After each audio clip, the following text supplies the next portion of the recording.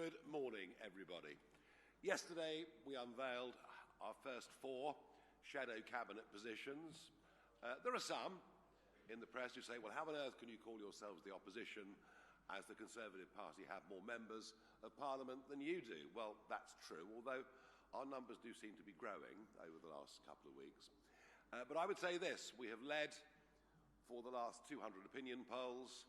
Our average lead is between 9 and 10%, and as we face now an even bigger set of elections on May the 7th than it might have been a couple of days ago, I think there is little doubt that we are the main challenge to Labour on May the 7th and in the country. And so accordingly, all 4 that have got their positions will start to make their own pitches, start to build their own departments, and that begins today with Robert Jenrick, our Shadow Chancellor. But before I introduce him, I've been asked by several members of the press to comment on the events in the Chagos Islands this morning, which I will do. As you know, the Chagosians were brutally evicted from the islands over 50 years ago. And what happened yesterday was a group of 4 of them, and remember, these are British passport holders going on to British territory, went back to start to build a permanent settlement and to rebuild their lives. There are a further 300 Chagosians living in the United Kingdom ready to go at a moment's notice once the settlement is viable. They were this morning served an eviction notice on behalf of the British government and told that unless they comply, they could face up to 3 years in prison. Just think that through. You can cross the English Channel in a dinghy, dispose of your passport and iPhone at the 12-mile line, and we will put you up in a hotel, give you 3 meals a day, dental care and medical care. And your chances ever of being evicted are less than 2%. And indeed, even on Diego Garcia, illegal immigrants arrived on Diego Garcia some years ago, and they were looked after, houses were built for them, schools were built, and yet this attempt by a group of people to reclaim their birthright, their rights of national self-determination, are being thwarted or threatened by the British government this morning. What about their human rights, Lord Hermer? What about them? What about their right to a family life? We are looking right now at every possible legal avenue we can to support these people and their brave quest to rebuild their lives as Chagosians. Thought I'd get that out of the way because I know the news channels wanted a comment on it. Now, as I say, today is the first rollout, and it'll be Robert Jenrick, our Shadow Chancellor. You can expect all of the others to come out and do their press conferences and set out their terms over the course of the next 2 weeks. If anyone doubts it, we're serious, we mean business, we intend to win the next general election. It's as simple as that. So before Robert takes the stage, I'm going to show you a short video, then it's over to him. Thank you. In politics, you're always asked, who do you admire? This former Prime Minister or that? Winston Churchill, naturally. But the truth is, and in life you always regret not saying this to the people you love when you have the chance. It's always been my dad. I haven't been back here in 20 years, at least. It hasn't changed that much. I used to do my homework in the office up there. We didn't have a computer at home. No computer at home, try telling that to my girls. And on Saturdays, my sister and I used to clean the brass on the frets, and we used to smell of brasso all weekend. My dad was born in Manchester, left school at 16, became an apprentice, worked in industry, worked his way up. He came here to the Black Country to run an old foundry. It was called Cannon Industries because it had made the cannons for Wellington's army. My dad was very proud of that. Most of that industry is gone now, and with it, a lot of history, sense of identity and pride. When you stood here, you used to see the remains of the old collieries, the pits, where those offices are now. Those were tough times. The economy was broken. Businesses were going to the wall, inflation, unemployment. It didn't feel like Britain was heading in the right direction. My dad's job didn't work out. Instead of getting a new one, he set up a business. He retrained as a gas fitter, got a white van, ran it from around our kitchen table, then from the shop, and then from a factory down the road. Like everyone starting a business, it was hard. I remember sitting at the bottom of the stairs late at night, listening to my mum and dad worrying about the bills, worrying whether the bank might repossess the house because it was mortgaged for the business. Every entrepreneur, every small business owner knows what that feels like. Life isn't smooth, especially in the tough times. My dad worked bloody hard, all hours. He cared about his employees, saw them as an extension of his family. He cared about his reputation. He used to say, your reputation is all you've got in business. He was careful with his money, and careful with other people's money too, when he had investors. Success didn't come instantly to him, but he got there in the end. He built a business, created good jobs. In fact, it's still going 40 years later. And just shy of his 85th birthday, he was still going into the office, at his desk at 9 a.m. in the morning. I'm in politics for people like him, and the people who worked with him. What Reform call alarm clock Britain. The people who get up early, put the hours in, do the right thing. There's no shortcuts to turning things around, but I know it can be done. We have in the past, we can do it again. We can bring bills down. We can bring back good jobs. It's going to require strong leadership, determination, a government that actually takes care with your money and savings, a government that believes in this country and its people. Britain's economy is broken, but it can be fixed. Britain needs reform.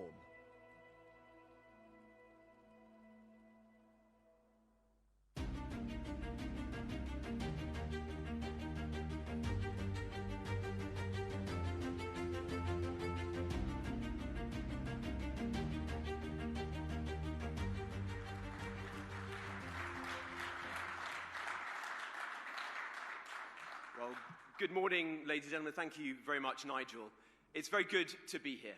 Now, look, I read in the papers this morning a commentator saying that they thought that I'd been appointed Reform's shadow chancellor because I had experience sat around the cabinet table. And of course, there's truth in that.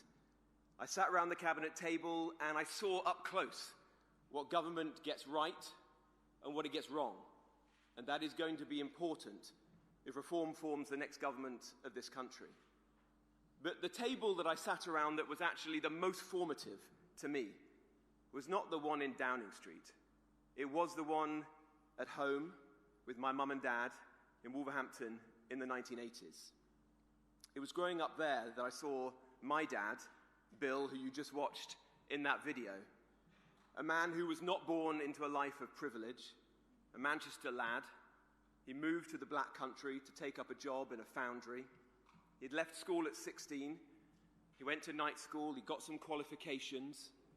And around that kitchen table, he set up a business. He started it there and with a white van on our drive.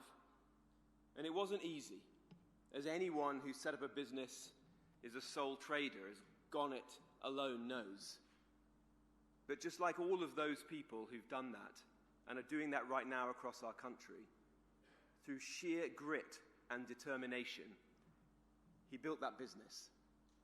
In time, he set up a shop, and then he had his own factory. He was able to build a more comfortable life for my mum, my sister, and me than he had ever been able to imagine when he was growing up. In building his business, he provided hundreds of jobs. Good jobs, secure jobs, the kind that offered families peace of mind, the chance to get on in life. But for too many people right now, across our country, those opportunities are fading. They're victims of a 30-year-long economic consensus which has failed, and mismanagement by a Westminster class who bet that just because Britain was a rich and powerful country, it always would be. They were wrong. In 1997, people's living standards in our country were closing the gap with America. Today, incomes are closer to Romania's than to those of the United States. And why is that? They spent money we didn't have, more than doubled our debt. They increased taxes to record levels. They failed to reform the public sector, where productivity has barely moved in 30 years. They blindly pursued net zero, driving industrial electricity prices to the highest level in the developed world and killing British manufacturing in the process, of the kind that I knew when I grew up in the West Midlands. They eviscerated the tax base.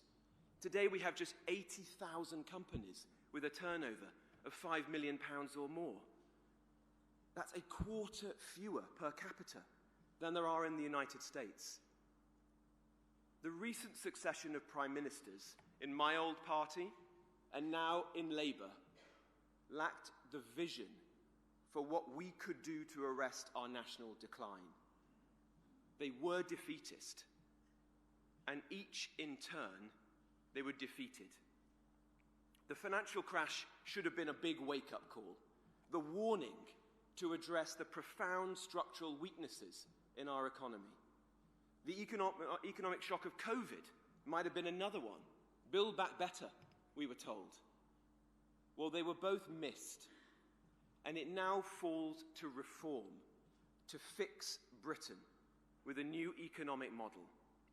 Now, at this stage, I understand you will be wary of false prophets. Many prospective chancellors have offered their diagnoses of the problems facing our country. They've even alighted on some of the same remedies in speeches much like this one. Before the election, I bet some of you in this room went to listen to Rachel Reeves. She pledged financial stability and investment.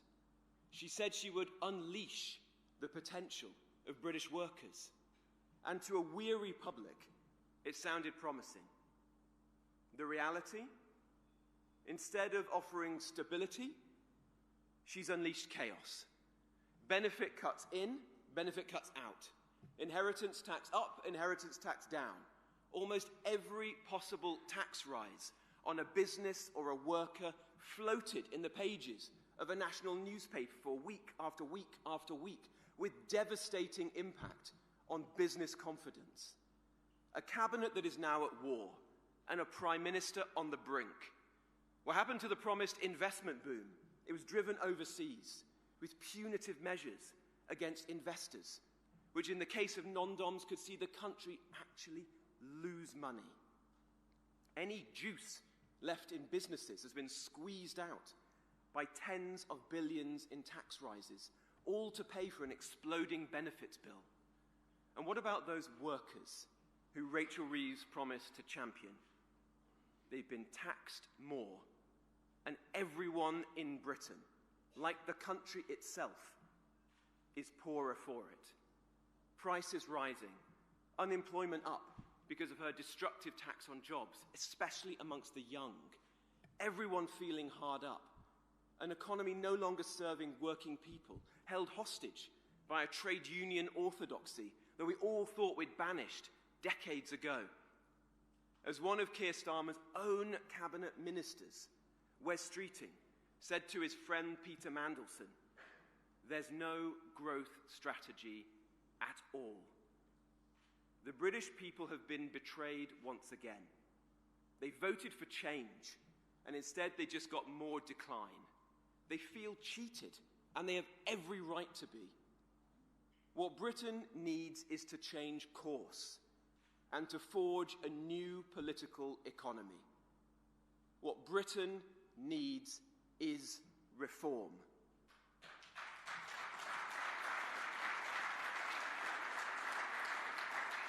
Now, today I'm here to explain Reform's approach to the economy. It's not going to be flashy. Some of it is rather technical, so I don't think we need the fireworks and the smoke machine on this occasion, Nigel. Sorry. But it is important.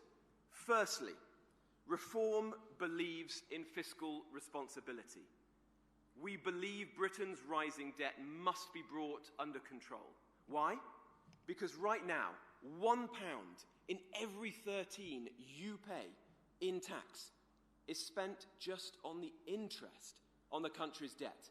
It means we spend more on servicing debt than we do on our schools and defence combined. This year, the cost of borrowing reached the highest level since 2008, far above the level of the so-called mini-budget. Now, Andy Burnham recently said that the government shouldn't be in hock to the bond markets, that it should ignore the flashing red lights. Well, I say the opposite. If you need to borrow money to fund your spending, then you need to convince the lender that you have the wherewithal to pay it. I say to the bond markets that we respect you. The bond markets force governments to face up to difficult trade-offs. Reform welcomes that. Successive governments they've changed, they've broken their fiscal rules, all out the window. They've created what some have coined an idiot premium, where lenders simply don't trust the UK's word. That is costing taxpayers money. So it's got to end. Reform will prepare strict fiscal rules, will take advice from market participants in the period to come. We will instill a fiscal discipline that has been sorely missing, spending only what we can afford and never saddling future generations with the bill for our own profligacy. So the first thing a reform government will do is to bring Britain back from the brink of a debt crisis by cutting wasteful spending. The root of many of our problems is this: successive governments have taken more and more of people's money, and they've wasted it. They've sprayed it around with no regard for how hard they've worked for it or their own priorities. They say that your money is needed for the NHS, for the police, for the armed forces, for the vulnerable. But more and more often, it's not going to them. It's going to those who don't need it or shouldn't be getting it. Council houses for migrants, foreign aid to rich countries, billions in welfare for foreign citizens, expensive new cars for those with mild anxiety, colossal payouts to fat cat executives of utility companies that are increasing, not cutting, people's energy and water bills. Reform will get rid of this endemic waste. The work to do this is already well underway.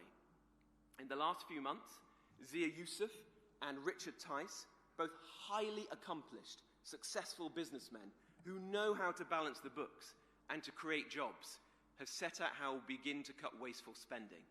Reform will make £25 billion in annual savings through measures including ending use of universal credit for foreign nationals, raising the immigration health surcharge and capping foreign aid at £1 billion.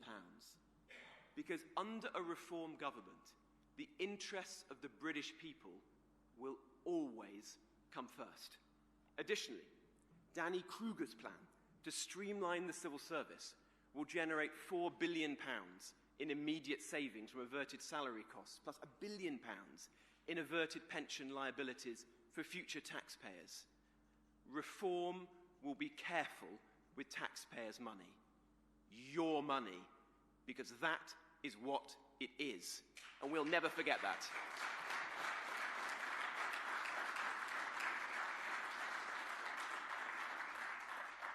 And being careful with your money means tackling our exploding welfare bill. Look, in 2010, the Conservatives undertook commendable reforms to our welfare system. But as time went on, they let it completely spiral out of control. And it's got much worse under Labour. Reform will always protect the vulnerable, those who've worked hard but fallen on hard times. But on current course, 1 in 8 people are set to claim disability benefits in 4 years' time. That's almost 9 million people. The number claiming disability benefits for an attention disorder has more than doubled since COVID. We all know a significant number of these claims are spurious, and that we're just now giving up on over 500,000 young people who are being discarded as unfit to work. So our benefit system is broken. That's not fair, that's not right, and it is an economic and a moral disaster. That's why I commit to you today that if we win the next election, Reform will defuse the benefits bomb that is set to bankrupt Britain. We are developing the most comprehensive plan for welfare reform in British politics. Better, more serious, more rigorous than any other of the parties. And we will be setting that out in the months ahead. We will stop those with mild anxiety, depression, and similar conditions from claiming disability benefits, and instead do everything we can to encourage them into the dignity of work. We will reinstate in-person assessments and require clinical diagnosis to weed out those who are choosing a life on benefits. We will end the abuse of the Motability Scheme, where expensive cars are handed out for conditions like tennis elbow and paid for by working people who could never afford those same cars themselves. And we will make sure that only British nationals can claim benefits in the first place. But we need to go further, because at the moment, the system is not fair to those who pay for it. As a signal of intent today, Reform is changing our policy on the two-child cap for universal credit. The policy was well-meaning. We want to help British working families to have more children. But right now, we just can't afford to do so with welfare. So it has to go. As Reform's Shadow Chancellor, I'm ending it. A Reform government will restore the cap in full. We are the party of alarm clock Britain. We are a party of workers and not welfare.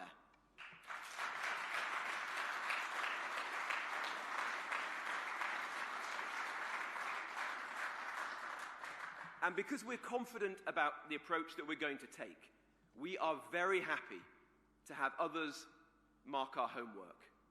Everything Reform promise will be fully costed. Accordingly, we will retain the Office for Budget Responsibility. Look, it is far from perfect. The Times recently ranked its performance near the bottom among UK economic forecasters. But the impetus for its creation was a desire to instill fiscal rectitude. And that is something that at Reform, we wholeheartedly endorse. So rather than abolish it, we will reform it. The OBR has consistently overestimated the short-term benefits of migration, and they've downplayed its long-term consequences. They've underestimated the dynamic effect of cutting taxes. So we will break up that cosy consensus and ensure it has proper diversity of opinion. We'll run competitions for super forecasters to join the body and pay proper competitive salaries to those who can most accurately forecast the impact of Treasury decisions. And we'll take a similar approach to the Bank of England. Under Reform, the bank will remain independent. The bank has served our country for over 300 years and has been a model for central banks the world over. But the bank must perform better. Its core mission is simple: keep bills down. And yet, for 52 of the last 56 months, inflation has sat stubbornly over its 2% target. Now, that's not all the bank's fault. Furlough played a part, as has some of the excessive public pay settlements. But the bank has taken its eye off the ball. So we will strip the bank of distractions which have been loaded onto it, and that includes the requirement for the bank to help the transition to net zero. The bank must be a more open institution, and the private sector properly represented on the Monetary Policy Committee. But the fact that the bank will remain independent under Reform will never stop us holding them to account for their mistakes, like the excessive quantitative easing after the financial crisis and during COVID. Reform's interest will always be keeping inflation low, because we are a party of working people, and that is how we keep working people's bills down. But it's not just stubborn inflation that's leaving working people poorer right now. The state is taking more of their money than ever before Reform believes that taxes are far too high and that cutting it is crucial to generating economic growth. We see the value in doing so wholesale, where tax clearly disincentivizes work and investment, and in a targeted way to spur investment in the growth sectors of the future, like the biotech industry. We've already set out how we will save businesses like pubs and farms from taxes that are making their business model impossible. We want a simpler, fairer tax system that incentivizes work, saving, and investment. That means fixing the absurd marginal tax rates that many people face in our country today. So we do intend to review the tax code in a program not seen since the landmark reforms of Nigel Lawson. But we also understand that we can't make tax cuts while running a huge deficit in the vain hope that the Laffer curb alone will do the hard work for us. That is why Nigel drew a line under the previous tax and spend commitments reform had made. As he said in his banking hall speech last year, given the dire state of debt and finances under Rachel Reeves, previous assumptions are no longer realistic. We will never make promises we can't keep to the British people. So we'll only cut taxes when we have generated the fiscal headroom necessary to make those tax cuts sustainable. And to those who question our approach, let me say this. We have seen what happens when this economic rule is ignored and fiscal discipline is thrown out of the window. Liz Truss went down the path of wild spending splurges alongside big tax cuts. The result was chaos. Mortgage payments soared. Working people suffered. Today, I give you my word that a reform government will never play fast and loose with your savings.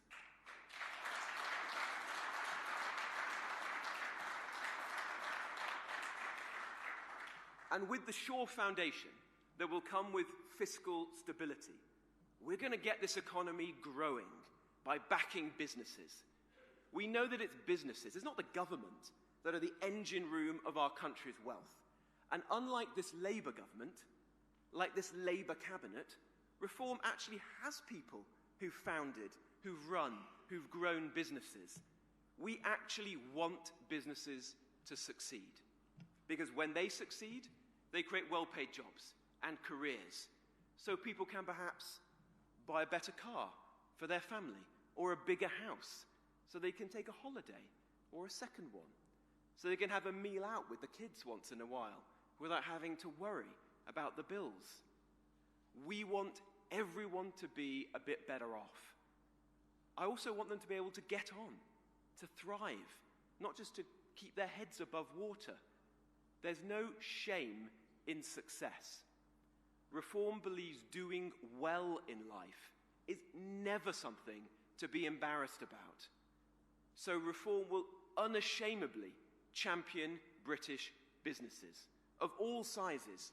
Big businesses, yes, but also small ones, like my dad's, sole traders, and most importantly of all, new businesses, the risk takers, inventing things, solving problems, getting ahead. A reform government will leave you to run your business and to innovate, rather than forcing the lanyard class to run it for you. They don't understand innovation, they stymie it. That means no more mandates for HR or judges setting the wages. It means a return to meritocracy and the pursuit of excellence. So no more diversity targets on company boards. We will scrap red tape. We'll take every effort to make life easier, no matter how small it might seem, like allowing shops to open late, or cafes and bars to put tables and chairs out of an evening without having to fill in endless forms to placate officialdom. We will make Britain the easiest place to open a bank account, and we'll reform bankruptcy laws so that we are a country of second and third chances for those who are willing to take a risk. But it's not just about an overbearing government getting out the way. It's also about government doing its job properly. And that begins by giving businesses confidence to operate in this country. Unlike the other parties, Reform understands that international investors hold deep concerns about sectarianism, crime, and infringements on freedom of speech, because we share them. Only Reform has the courage to tackle these threats to our way of life and our standing in the world. Crime is not normally part of economic policy, but Reform will treat it as such. We will ruthlessly pursue the scammers, the shoplifters, the tool thieves that make the lives of business people a misery. Under a Reform government, the era of impunity is over. It's time we had the backs of hard-working people who do the right thing, and they know Reform will.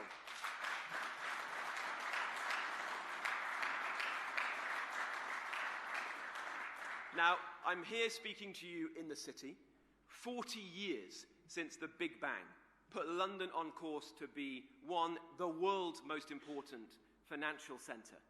But today, let's be honest about where we stand. The London Stock Exchange is struggling.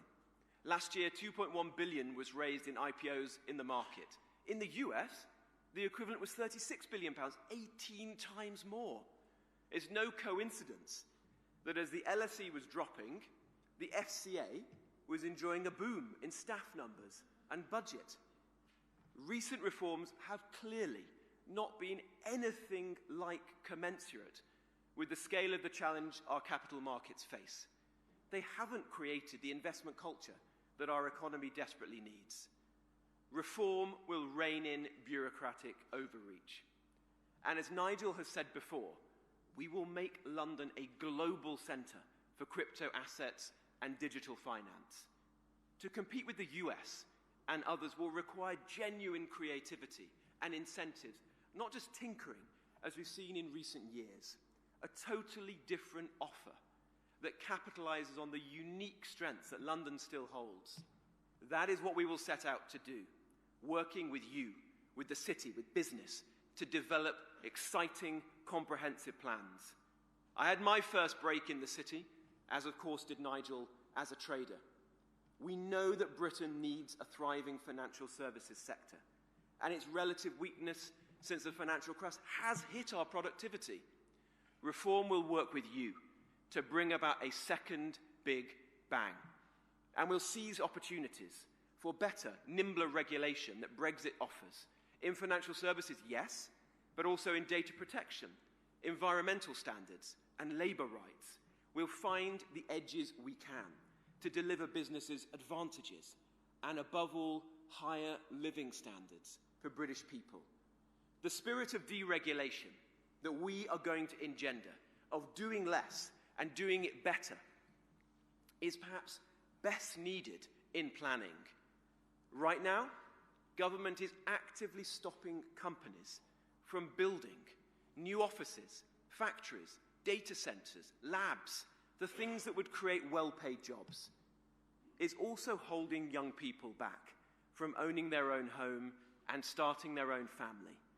It is so broken that the last time house prices were this expensive relative to wages was in 1876.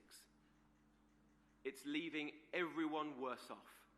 So Reform will liberate planning across city centres and industrial zones. It will make an immediate national priority of densifying inner East London and the building out of Cambridge. We will repeal the ridiculous EU nutrient neutrality rules that are preventing the construction of 100,000 homes for British families. And we'll go further. We'll create a permitted development right for research labs and data centres, streamline permission for factories to be built in our towns. And we're not content with stopping there. We will make sure that businesses have the grid connections that they need to invest in AI, robotics, and manufacturing. And we'll pass legislation to deliver the crucial investment projects that have been bogged down for far too long. If this government fails and continues to fail, We will pass emergency legislation to build a third runway at Heathrow if this project isn't ready to go the day that we take office. After May's local elections, these commitments will matter more than ever before, because it will be clear to everyone the Reform is truly the only national party. And we're going to take that responsibility very seriously. It's a responsibility to ensure that we create opportunities for all parts of our great country, not just London and the southeast. Faced with the trade-offs, a Reform government will back transport projects with the biggest benefits to working people, not just the ones that are fashionable. That means boosting productivity, the ones that are really value for money, projects that matter to people, like bypasses, flyovers, roundabouts, buses, local rail, and yes, improving the state of our roads. We'll build the links between our towns, our villages and suburbs to allow people and goods to move, rather than attempt to drive motorists off the road and into absurd 15-minute cities. Rest assured, under Reform, the war on the motorist will end.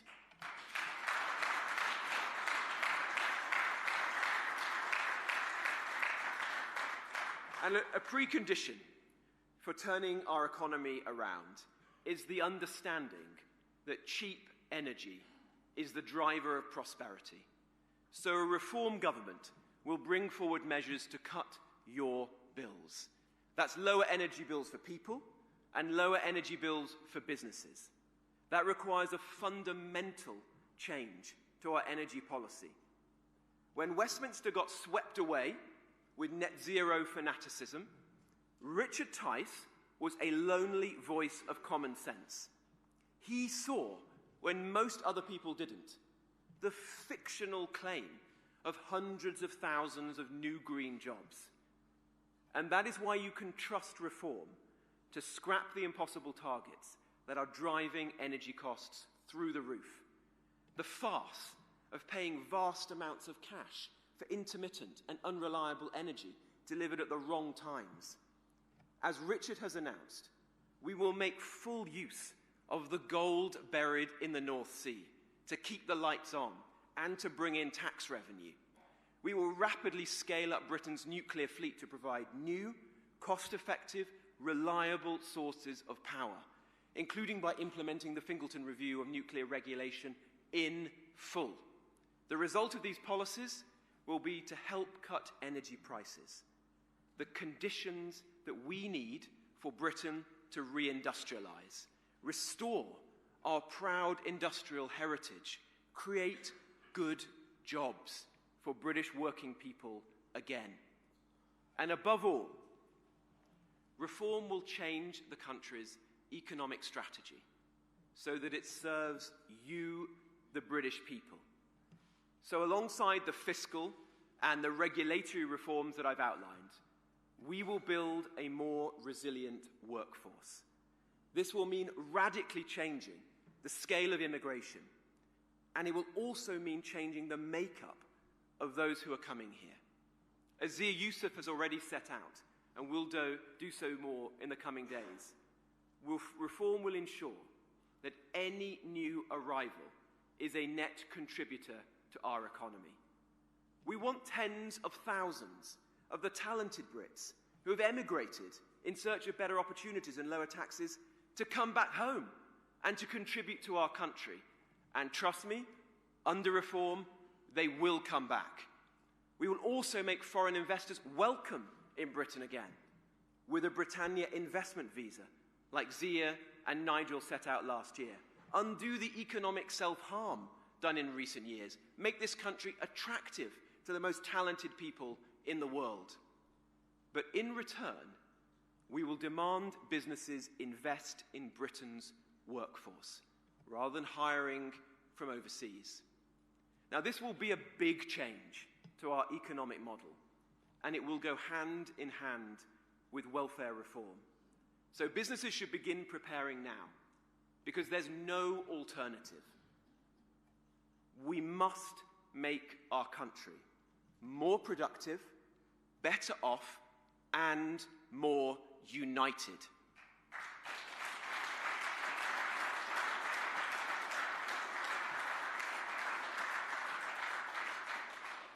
This new political economy that we are going to forge also requires recognizing that the world has fundamentally changed, and that, in turn, our trade posture has to change as well. Last month, the Prime Minister of Canada, Mark Carney, you didn't think I'd mention him today, argued that globalization has been weaponized by larger powers becoming a source of weakness for dependent countries. One line struck out to me. He said, "You cannot live within the lie of mutual benefit through integration when integration becomes the source of your subordination." We agree.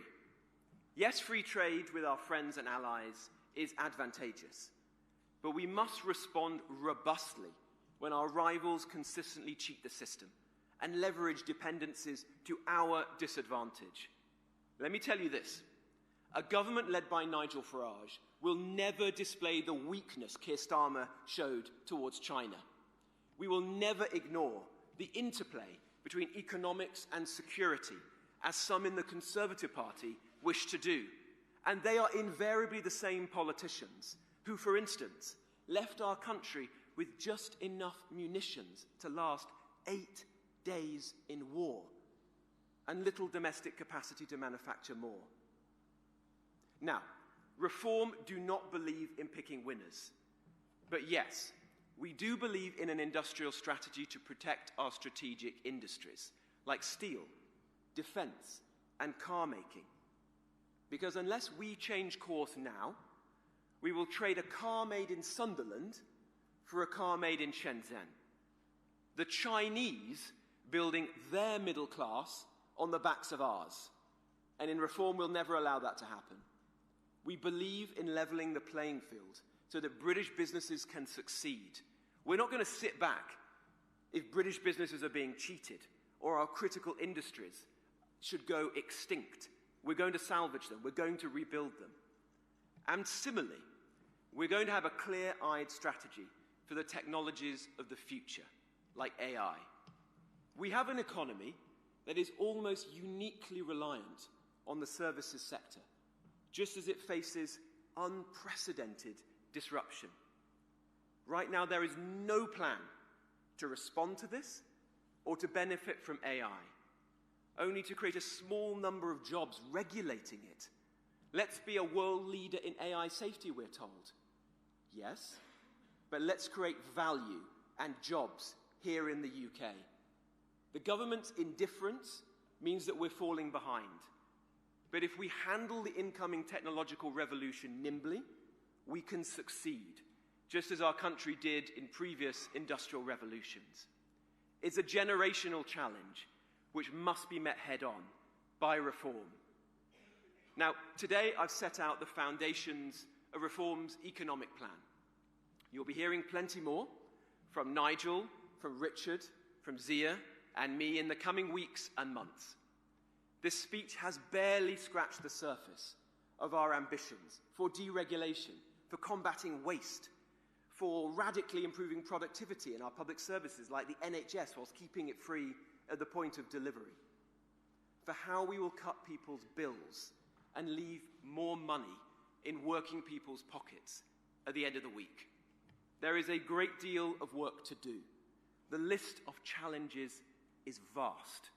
No one in Reform is pretending that this will be easy.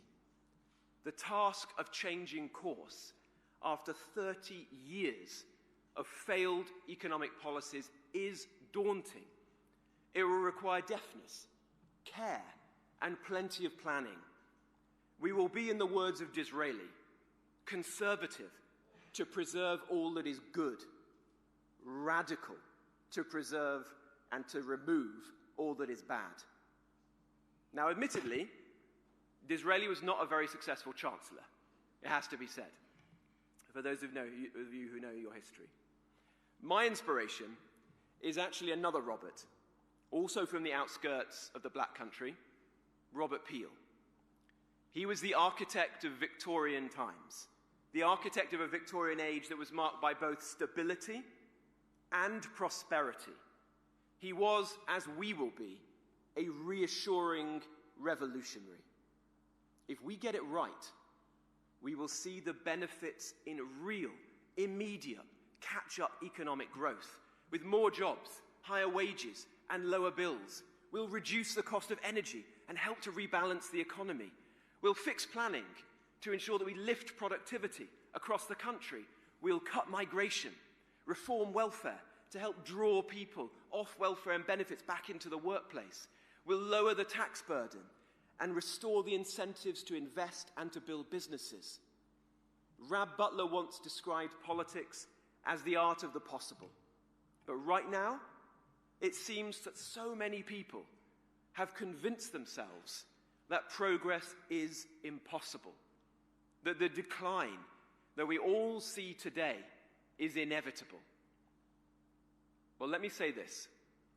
Reform has the drive to defeat that defeatism, the energy to lift the gloom, and the courage to take action where others have flinched to get Britain back to its best. Britain's economy is broken, but be in no doubt, it can be fixed. We can turn our country around, but it can only be done with reform.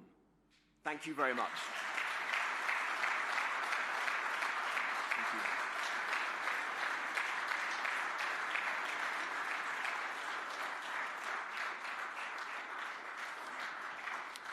Well, thank you very much, ladies and gentlemen. We're going to have some questions from the media now. And the first one I have on my list is Keith from GB News. Keith. Keith Rose, GB News.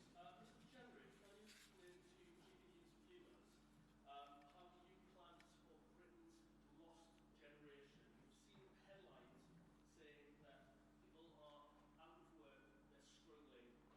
If you become Chancellor, what will you do to give young people hope in this country? A very good question. Look, it's a very sad situation in the country right now. When I was leaving school, it felt like there was a sense of excitement and buzz still in this country. But when I go around talking to young people, they worry about their future, where they're going to get a job, where they can get on the housing ladder. If they do get a job, they'll be taxed to the hilt, the cost of childcare. It feels like the social contract has been shredded in recent years. Those who went to university during COVID had the best days of their life wrecked due to overbearing regulations. Reform is going to change that. We want to get good jobs back into this economy.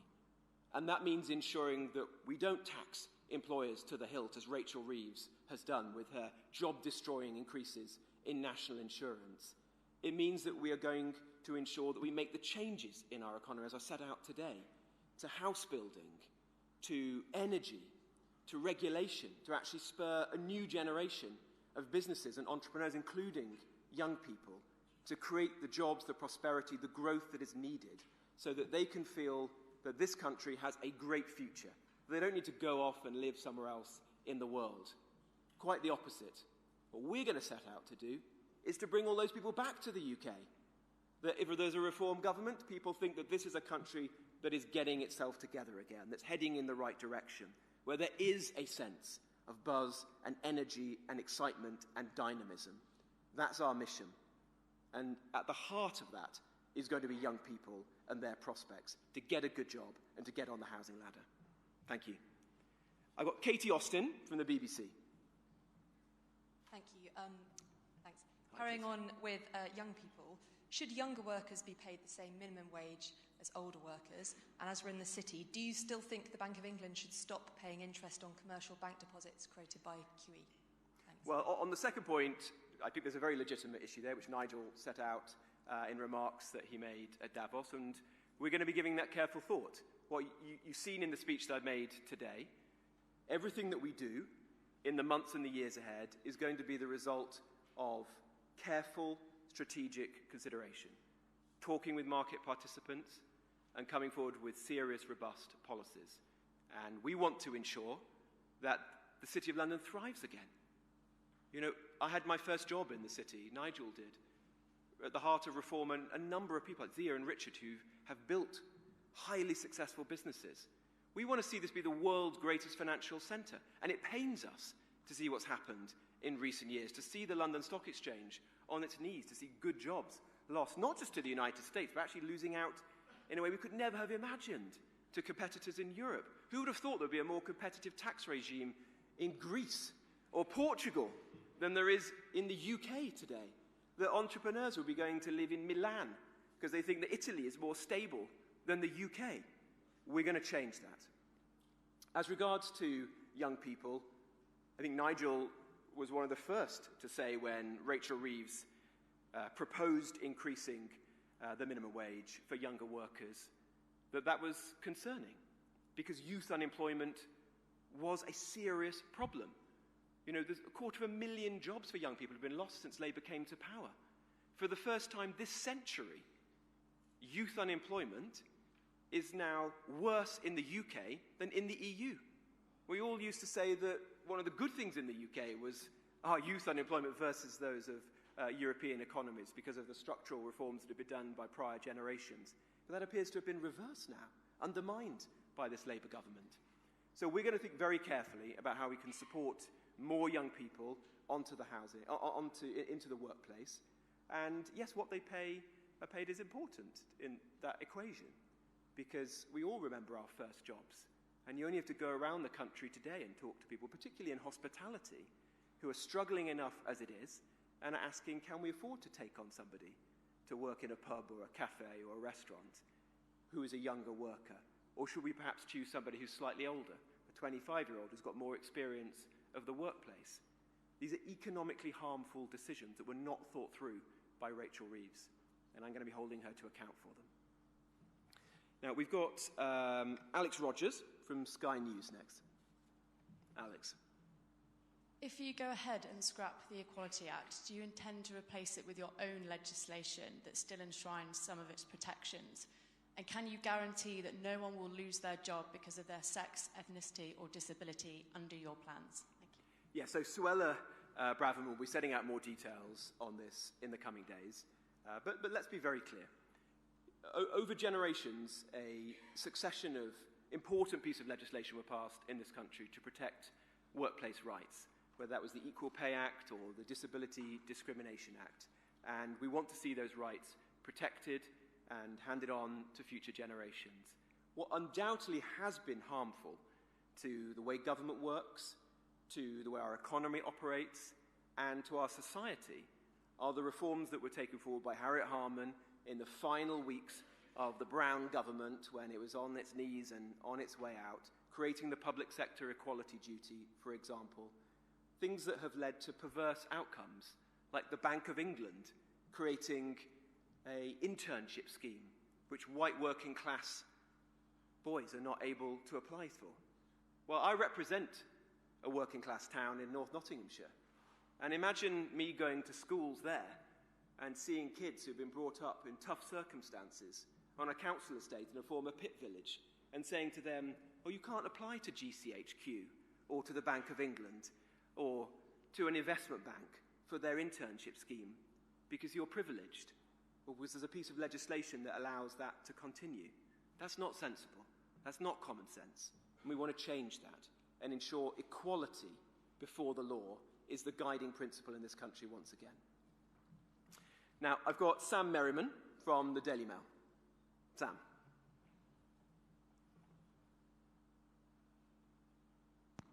Thank you. Mr. Jenrick, one economic policy that you didn't mention, and I'm sure will be very important to many of your voters, is the triple lock. Will Reform commit to maintaining the triple lock into the next election? Thank you. Thank you. Well, we're going to be saying more about this in the coming days, but I've always been a supporter of the triple lock. It's incredibly important that we provide dignity and security to older people on fixed incomes in the last decades of their life, particularly in a time like this where there's such challenging circumstances with the cost of living. So I don't think your readers will be disappointed, but we'll say more in the coming weeks. And we've got Lucy White now from Bloomberg.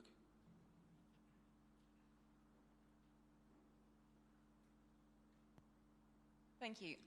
You have spoken a lot about the policies that are being proposed by your colleagues Richard Tice, Zia Youssef, Danny Kruger. But the policies that you've talked about today that have come from you are a lot along the lines of sort of fiscal orthodoxy that Reform has always claimed to eschew. Do you have any ideas of your own that you might be thinking about soon that will sort of shake up the city in any way?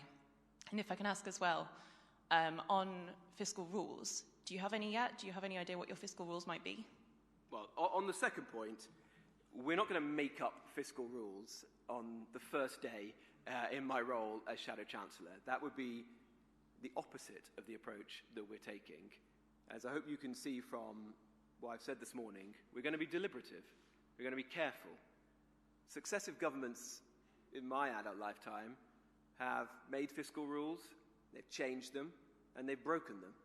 All the while, the public finances have ended up where they are today, in a mess. So we're going to talk to market participants, and we're going to develop strict, world-class fiscal rules ahead of the next general election. As regards to the policies I've set out today, well, look, I think these are radical policies. And if you don't see that, I'm surprised. We're saying that the economic and political consensus that this country has had, probably since 1992, is about to change because it's failed comprehensively and it's let down the British people. It's been an economic consensus predicated on mass migration. Well, that's going to go. And we're going to ensure that we are the grammar school of the Western world, where we only invite in the best and the brightest who are genuinely economic contributors to this country. And as a result of that, businesses will have to invest in the productivity of their own workers, technology, better skills, robotics, the things that will drive the economy forwards. We're saying that net zero was a disastrous mistake, peddled by governments of both political colours, put on acid by Theresa May and Boris Johnson, and that is gone. And instead we're going to go for cheap and reliable energy to actually make this country competitive again in the world. We're saying we're going to bring forward serious welfare reforms, not the ones that were written on the back of a fag packet by the Conservative Party in opposition a few months ago, but detailed ones. And we're prepared to take on difficult things, to think again sometimes, like I said today, where we've chosen to say we'll bring back the two-child benefit cap in full. Not that our previous policy wasn't well meant. Of course we want to help British workers to have families. But we're also aware that we've got to live within our means and we've got to find ways other than welfare to help to support them to fulfill their dreams.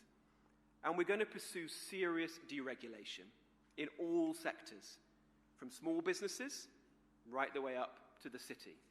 And we're going to be spending the weeks and the months ahead developing those policies. But you can be assured this is going to be a big change. And the balance we're going to strike is exactly what I set out at the end of my remarks.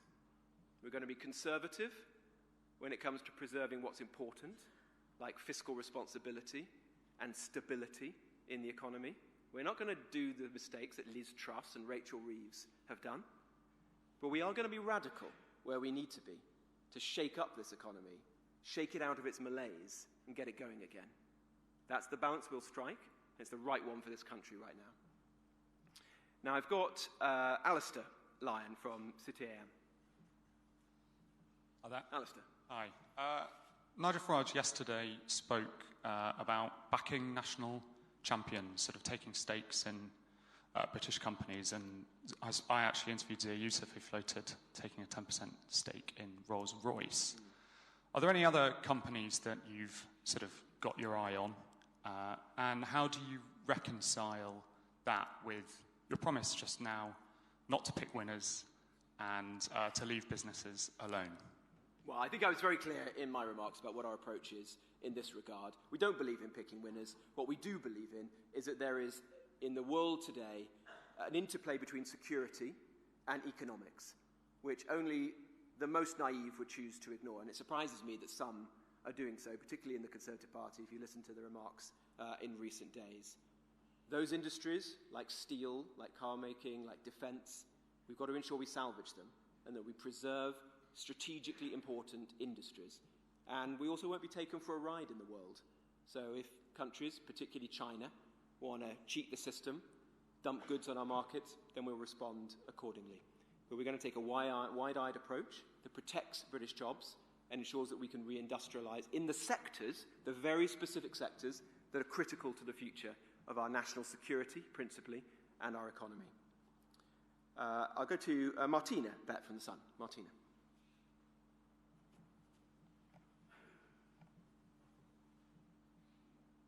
Thank you, Mr. Jenrick. The Chancellor recently said that the student loan system is fair and reasonable. Do you agree?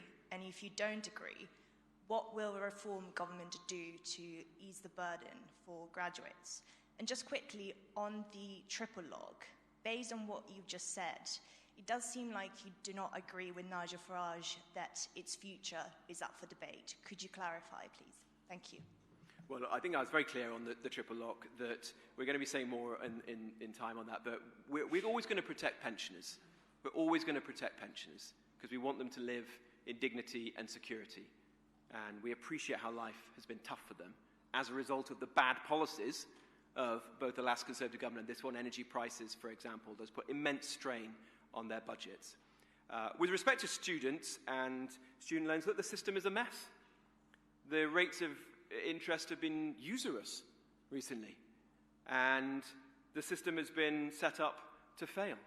I mean, you've actually got foreign citizens claiming student loans right now, costing the British taxpayer hundreds of millions, potentially billions of pounds, rather than that money going on skills training for our own people. We're always going to put the interests of the British public first. And we also want to ensure that our universities actually focus on what matters. Yes, some should and must be world-class institutions, and we take great pride in that. That is critical to the future of our economy. But we also want to see many of our universities get out of the market of Mickey Mouse degrees and focus on skills training for British people, particularly helping their own economy, the regional economies, to be in a stronger footing than they are today, and supporting apprentices and good quality vocational and technical degrees, exactly as Suella said in her remarks yesterday, and we'll be saying more of, I think, in the future. Very good. We've got Peter from The Telegraph. Thank you. Two questions, if I can. Really quickly, you mentioned some sort of competition to join the OBR as if you would be a super forecaster. Can you give us a little bit more detail around what that might look like? And just one more. Last month, your leader, Nigel Farage, said the OBR is a Blairite-style quango, effectively dictating to elected politicians what they should or should not do. Was he wrong? Well, on the point about who's staffed at the OBR, look, the OBR can't be a retirement home for people who worked at the Resolution Foundation. It's got to be for genuinely talented people who are able to produce world-class financial models. As the Times reported recently, I think the OBR was ranked second from bottom of all the forecasts in recent times. So only a fool would say that things have gone swimmingly at the OBR recently. We're going to change that. It means bring in people who have the skills that are necessary. And yet it does mean some competition to ensure that we actually get the right models so they're providing the right advice to the Chancellor of the day. And the budget process works well. We saw, I think without question, the worst budget process, I'd say in living memory, possibly ever, with Rachel Reeves' budget, where she went month after month, floating new tax rises, getting supposedly new forecasts, frankly lying about what the forecasts were when she went on the media to scare people. That's got to come to an end. So we're going to work with the OBR to reform it and make sure it's fit for purpose. But the broader point I was making is this. What was the reason for the OBR being created? Well, maybe there was some politics in it from George Osborne. Shock. But it was also because under Labour, under Gordon Brown, people had lost faith in some of the Treasury's own numbers, and there was a need to instill fiscal rectitude. And we believe in that. We're not scared of that. We want to ensure that we have fiscal stability, we have financial responsibility, and we believe in sound money. So we're going to work with the OBR, make it a better version of itself, and ensure that we have sound money at the heart of government policy going forwards. Daisy, please, from the Times. Thank you. Just firstly, specifically following on student loans, would you commit to reversing the government's decision to freeze the repayment threshold for 4 years, which effectively levied a £1 billion tax on graduates in the last budget? And secondly, you said in your speech that the Conservatives had delivered some commendable reforms to our welfare system. Could you set out what those commendable policies were, and will you rule out a return to the austerity policies of the Cameron government if you become Reform's Chancellor? Well, I think I've said what I need to say on students. I'm not going to make up policy here. It's very clear the approach that Reform is going to take. We're going to have a deliberate attitude toward policy. Things we say will be well thought through and fully costed, and nobody's going to be standing at podiums like this making stuff up on the hoof. With regard to... sorry, what was the second half of your question? Welfare reform. Sorry, apologies. Look, we're fair-minded in Reform. We will praise things that were good, and we will oppose things that have been bad. The very early days of the last Conservative, in fact, coalition government, under Ian Duncan Smith, they were good reforms brought forward, which set out to make work pay. And as a result of that, the economy improved. There were more disabled people, for example, who were helped out of welfare and back into the workplace. Youth unemployment came down and remained relatively low compared to our competitors. And overall, employment levels were good in the country. And so let's be honest about that. And one of the reasons why that happened, incidentally, was that in opposition, careful thought and planning was taken to prepare those reforms. However, after COVID, it's been a complete mess. The benefits bill has ballooned. The last Conservative government clearly took far too long to respond to that. And as a result of that, millions of people are out of work, claiming benefits. The benefits bill is going to bankrupt this country. And we've got to ensure that we fix that, because we're not prepared to leave people in that situation. And taxpayers know it's unfair. I've got, next, we've got Jonathan Walker from The Express. Thank you. I think it's clear from what you've said that you feel that the quantitative easing of the past was a bad idea. But what can the Bank of England really do today to control inflation more, apart from keeping interest rates high, which means presumably higher mortgages? And also, can I ask you, it is striking that at this point, you don't seem able to say that the party, quite able to say that the party is committed to the triple lock. Is it fair to say this is something that you've been taking a good hard look at? No, it's something we're going to be talking about in the coming days. But look, I think I've been very clear on that, your readers will not be disappointed by our view on that. We want to protect pensioners and those who rely on it. As regards to the Bank of England, I was very clear that the blame doesn't solely fit with the Bank of England. The furlough scheme pumped hundreds of billions of pounds into the economy and created massive inflation as a result. You've seen that with quantitative easing, both after the financial crash and during and after COVID as well. There is a role for government and the Chancellor, who has to ultimately take responsibility to be very careful with inflation, whether that's in those regards or with respect to public sector pay. And the message that I hope we've landed today is that Reform takes inflation extremely seriously. We've got now Alistair from Reuters.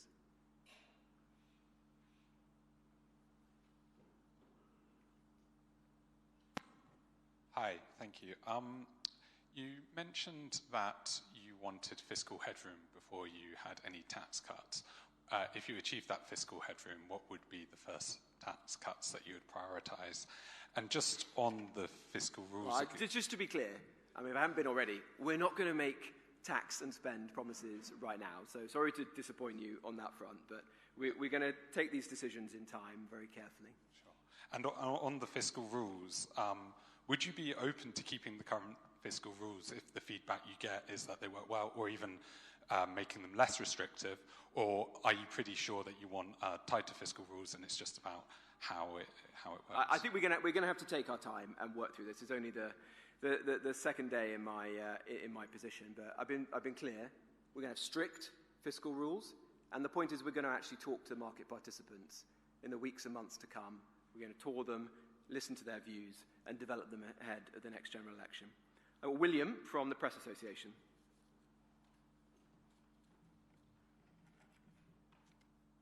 Hello. Hi. We've been talking about inflation today quite a lot, and we're inching towards that 2% target. Andrew, how would you rate Andrew Bailey's performance at the bank, and would you keep that target in place if you were to join the Treasury? Well, I've been very clear. Of course, we're going to keep the target in place, and it's incredibly important to us. You know, reform serves working people, and we want to make sure we keep their bills down.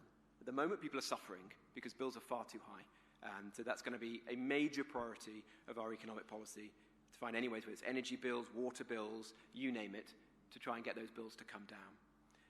I've got Aggie from LBC. Thank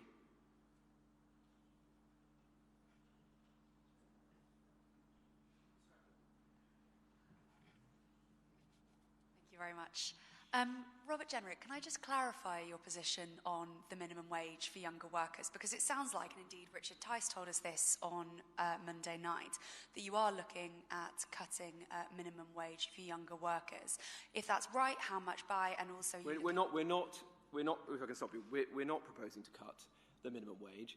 The minimum wage will be set by Rachel Reeves and the government, long in advance of the next general election. So there's no suggestion of that. But I think there's a very legitimate concern about young people in the workplace right now.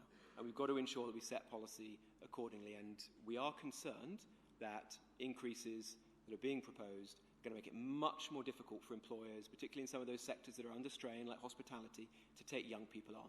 But we're not going to cut the minimum wage, if that's your question. Okay, so the minimum wage is going to remain the same. If the government raises it in government, if reform were there, you would keep it the same as what the government had raised it to? We're not going to cut the minimum wage once it's been set.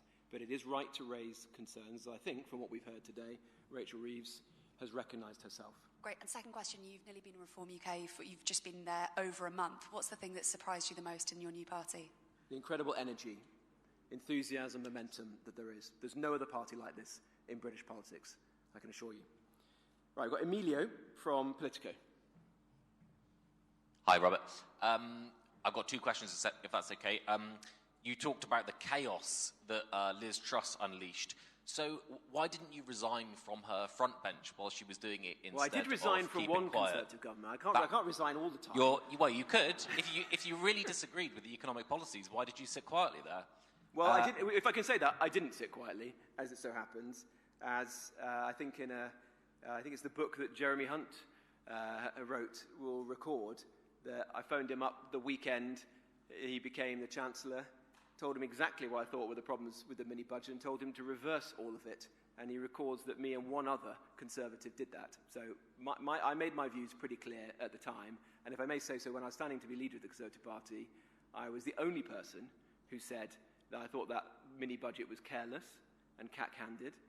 And I've also pretty clearly said that I'm surprised that Liz Truss is still a member of the Conservative Party, but that's not my problem now, as they say. Well, thank you for that. And I want to ask you about your new head of policy, James Orr, who last August he said that the Russian invasion of Ukraine is a regional Slavic conflict that he didn't care very much about, and he said that the UK approach of defending Ukraine is dangerous and championed the Hungarian approach, which is basically blocking support to Ukraine. Do you agree with that, and is this the man who should be devising foreign policy for reform? Look, firstly, Reform's position is very clear. Reform stands with Ukraine and against oppressors like Vladimir Putin. There's no doubt about that. James is a very talented man who I've known for a long time. We worked together many years ago. He's one of the most intelligent, thoughtful people, fantastic understanding of policy, understanding of geopolitics. He's a great asset to the party. I'll go to Tim Stanley now from the Daily Telegraph. Thank you. Good morning. Rob, when you were a Conservative MP, you said that Nigel must have, quote, had one too many pints before pledging to abolish the two-child cap. No, I can't believe that's the case. Well, you've clearly won the battle on this policy. So does this U-turn, plus keeping the OBR and keeping bank independence, represent the end of populism and reform and the Toryfication of the party. And on the policy itself, you say you want to be the party of alarm clock Britain, but as you know, working families also benefit from lifting the benefit cap, which is predicted to draw hundreds of thousands of people out of relative poverty.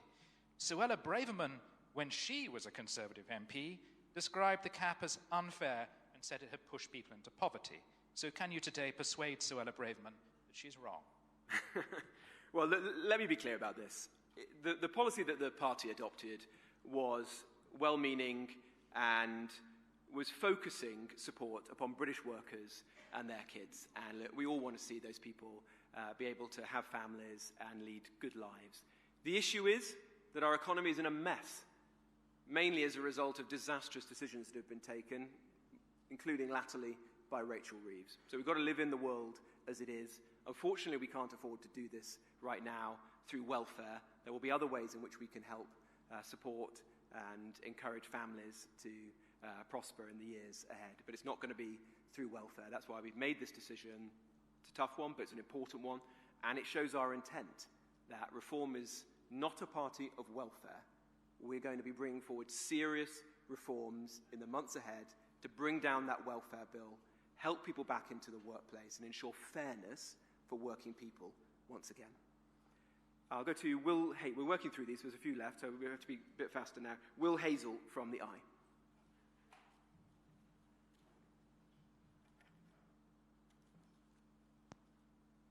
Thank you very much. Robert, you mentioned labour rights as an area where Britain could gain a competitive edge, I think you said. Do you have any particular rights in mind which you think we should get rid of? And if I may, Nigel Farage is a very dominant figure in the Reform Party. Are you confident you will have the latitude you need to determine policy? And sometimes a chancellor has to say no to their prime minister. Are you prepared to say no to Nigel? Well, I've only worked with Nigel for a few weeks, but it's been extremely positive. I found him to be immensely hardworking, which I respect. Somebody with incredible knowledge and understanding of politics and the economy. Some real-world experience, who worked here in the city and is, rather different record to some of our chancellors and prime ministers. And somebody who is good at working with people, and that's exactly what we want to do. We want to have a good working relationship. Nigel is the leader of the party, so it's not surprising that at the end of the day, he's the person who makes the final decisions. And what a relief it is to be in a party with a strong leader who everyone respects. I think that would be a good thing generally for other political parties. I'll go to Max from Guido. Oh, sorry, on Labour Pos. We could be. I mean, there are a number of examples. We'll be setting out more in the weeks and months to come. Richard, in particular, because he is the spokesperson on this, so I'll really leave it for him to speak to. But it's quite clear that much within the employment rights bill that's gone through Parliament has been immensely harmful to business, to confidence. It's contributed to the unemployment that we're seeing right now in the country, and we'll have to consider what within that bill we want to scrap to create a better environment for businesses. I've got Max now from Guido. Hi, Robert. We're less than 2 months away from new compulsory rules requiring self-employed taxpayers to file tax information 4 times a year and buy expensive software in order to do so. What's your position on that? Will Reform pledge to reverse those rules? And if I may, you've taken an interest in the housing market. Are you considering pledging to abolish stamp duty? Well, on both of those, look, we're going to think carefully about these things. We're not going to make up policy on the hoof, so you'll hear more from us on those topics, like stamp duty. But, what I've been very clear on today is that it's not just about tax cuts. We're certainly not going to do tax cuts that aren't fully costed and funded. We've got to find the headroom first. But we're also going to do the hard yards of supply-side reforms. And that means change to our planning system, and in particular, in those places, like inner East London, where there's immense potential to get building again with a zonal, more liberal planning system. So you'll certainly be hearing good stuff on that in the months ahead. I've got Athena from The Independent. Hello. You've hit out at decades of mismanagement of the economy under the Tories. Given you were a part of that government, what specific decisions from that period do you now believe were mistakes? And why should voters trust your criticism of the system when you were a senior part of it? Well, look, I don't think anybody has been more honest and reflective about the failures of the last Conservative government who was a part of it than me. I've been consistent in voicing the concerns about what that government got wrong. I urged the party to learn from its lessons and to be different. Ultimately, I concluded that it can't change, won't change, shouldn't be given the keys back to run this country, because that would be like giving the arsonists back control after they've just burnt the house down. There are a number of big mistakes. We set out some of them today. The fact that welfare has ballooned, costing us billions, potentially bankrupting the country. The fact that serious planning reforms were ditched so that we didn't get young people onto the housing ladder. And the fact that under the Conservatives, particularly under Theresa May and then Boris, an absolutely disastrous energy policy was pursued that has deindustrialized our country and impoverished working people. Before you even get on to immigration, those things should be sufficient to say that this party cannot be trusted for many years to come. Now, I've got four more, so I need to get through this. Three more, sorry, apologies. So I need to get through these quite fast. I've got Anna from the Financial Times. Anna. Thanks for asking me a question. Richard Tice has warned companies that if reform wins power, it would strike down contracts that companies have already signed to provide the government with clean power. Do you agree with that policy, and will you proceed with that policy, or do you have concerns that it would create market instability and potentially reduce investment in Britain? Look, it's very clear that one of the most important and radical reforms that a reform government would enact is a different energy policy for this country. We cannot allow the further deindustrialization of this country. We can't allow a situation where energy bills, industrial energy bills, are 5 or 6 times higher here than in the United States. So we have to change course. And if Ed Miliband thinks that he's going to spend the next year, 2 years, 3 years, however long it is, between now and the next general election, setting a booby trap for this country by choosing its energy mix for the next 20 years, then we do need to put him and some investors on notice that we're not going to allow that to happen. We're not going to allow our energy policy for the next generation to be determined now by a net zero zealot who doesn't seem to care about the competitiveness of our economy. So we'll give this careful thought, absolutely, but investors should take heed that we're serious when we say we're going to make this country competitive again, and we're going to bring back energy abundance again. I've got Alexandra from The Guardian. Hello, you said today that the public is right to be wary of false prophets promising stability. Your party dropped plans for £90 billion worth of tax cuts 18 months after promising them. Nigel Farage has said he doesn't like banks. He was giving serious thought to scrapping the OBR and suggested he'd like to replace the Bank of England governor. In light of this, why should business leaders, financial markets and the City of London feel reassured today? Well, look, I hope you've heard today the message that I've delivered. It's one where every policy that we announce is going to be fully costed, that we're going to find savings before we approach tax cuts, that we're going to crush the benefits bill to ensure that we actually get people back into the workplace, and that we're going to bring forward serious supply-side reforms. And I would question who you're comparing reform against. What, Liz Truss and the Conservative Party? That is an era of stability? Or Rachel Reeves and this Labour government? That is stability? Come on. What we're going to offer is the combination that this country is actually crying out for, which is seriousness of purpose, stability, but actually some radical policies to turn this country around. And if we get that balance right, then I think the next government under reform will be one of the most important for driving this economy forward for a very long time. And then lastly, but not least, we have Sophie from the Daily Mirror. Sophie Huskisson from the Daily Mirror. So if you restore the two-child benefit limit, are you comfortable with plunging hundreds of thousands of kids into poverty? And what is your plan to tackle the 4.5 million children in poverty? Well, it's not about that. Of course we care about ensuring that people can have kids and those kids can lead fulfilling lives. We can't just do that by spending more and more on benefits. The country is going to go bankrupt. That is the course we're currently on. So someone has to instill some realism into this debate. And that is what we're going to do. We're going to get the benefits bill down. We're going to do so fairly, with concern for the genuinely vulnerable. But we are going to get it down, because there's no alternative.